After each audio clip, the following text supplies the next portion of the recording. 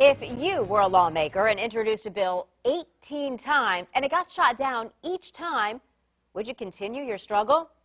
That is the passionate mission of Delegate Vivian Watts of Fairfax. Her measure would affect staffing at every nursing home in the Commonwealth. Investigative reporter Chris Horne explains how this time it's gained momentum. Chris?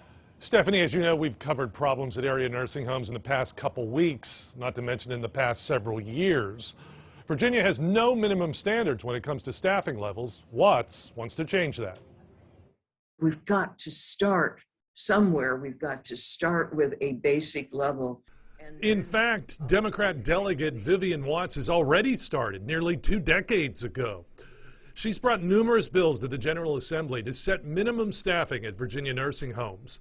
Watts is familiar with what's happening inside. It's my contemporaries. It's people that I've known for years. They are experiencing the kind of serious care issues that your stories documented. We've exposed problems at 2 Autumn Care Centers in the past 2 weeks, one from Norfolk, the other in Chesapeake. We've reached out twice to the parent company in Cleveland, but received no response. Watts says more than half of nursing home residents are Medicaid recipients, and by rule, that category needs a high level of care. You can't get admitted on Medicaid if you cannot perform at least 2 functions of daily living. Typically, you can't feed yourself, can't get up and go to the bathroom. This year, Watts has reason for hope. Her bill continued to next year's session, which means it's still alive. And it has the support of a powerful lobby that represents about 1 million members in Virginia, AARP. Those stories that you are telling are incredibly important. And I think more of those stories need to be told.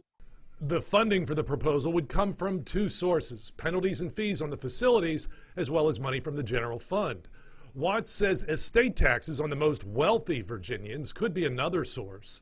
But Snyder says operators need to pitch in as well. Ask them to answer that question. Why?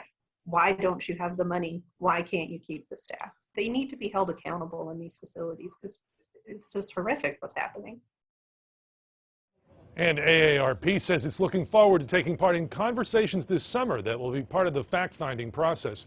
They'll include lawmakers, nursing home operators, and other stakeholders as the legislation to set staffing standards continues into next year's legislative session. Chris Horne, 10 on your side.